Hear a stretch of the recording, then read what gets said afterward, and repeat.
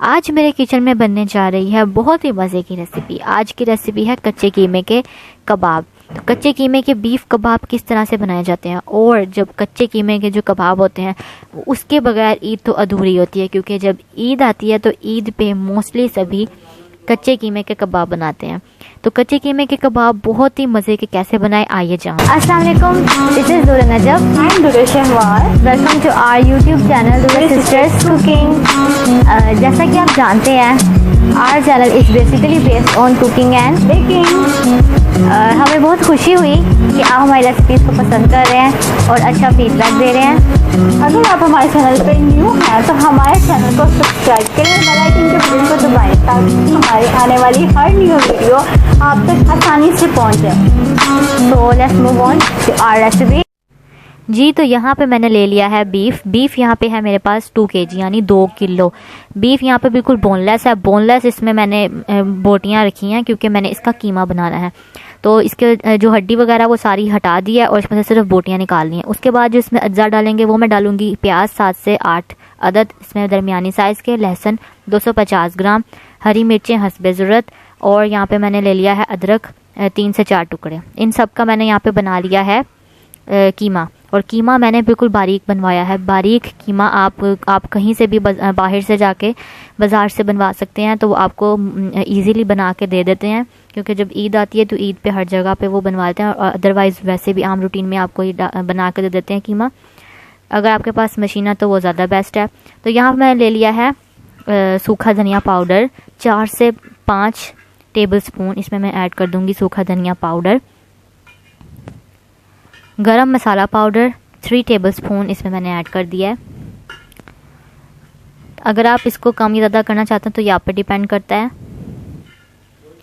उसके बाद मैं इसके अंदर ऐड करूँगी नमक मैं इसमें ऐड करूँगी हस्बे ज़ायका, और इसको हाथ की मदद से मैं इसमें ऐड कर रही हूँ। आप जितना आपको पसंद है आप अपने हिसाब से ले सकते हैं नमक। जी, तो नमक डालने के बाद अब इसमें मैं ऐड कर रही हूँ चाट मसाला 2 टेबल स्पून। इसमें चाट मसाला भी ऐड करेंगे, ज़रा मज़ेदार सा इसमें टेस्ट आना चाहिए। उसके बाद इसमें मैं ऐड करूँगी चिली फ्लेक्स 1 टेबल स्पून। मिर्चें मैं अपने हिसाब से ऐड करी क्योंकि मैंने इसमें सब्ज़ मिर्चें भी ऐड की हुई हैं। काली मिर्चों का पाउडर 2 टेबल स्पून। थोड़ा थोड़ा आप इसमें कम ज़्यादा कर सकते हैं, आप जितनी स्पाइसेस यूज़ करते हैं टू टेस्ट। उसके बाद इसमें मैं ऐड करूँगी लाल मिर्चों का पाउडर, वो भी 1 टेबल स्पून। हल्दी पाउडर 1 टीस्पून, क्योंकि हल्दी हमेशा कम डालते हैं। तो इन सब चीज़ों को डाल लेने के बाद मैं इसे अच्छे से कर लूँगी हाथों की मदद से मिक्स। और हाथ आपके बिल्कुल साफ़ सुथरे और धुले हुए होने चाहिए। आप पहले वॉश कर लें ताकि ज़रा सीम ना जाए। उसके बाद इसमें मैं ऐड करूँगी, इसको क्रिस्पी करने के लिए, मज़ेदार से कबाब बनाने के लिए, कॉर्नफ्लोर 4 to 5 टेबल स्पून यानी 4 से 5 अदद इसमें मैंने ऐड कर दिया है कॉर्नफ्लावर। सिरका इसमें ऐड करूँगी 2 से 3 टेबल स्पून। इससे इसकी थोड़ी सी जो स्मेल होती है वो ख़त्म होती है, क्योंकि एक महक होती है एक किस्म की, वो ख़त्म होती है।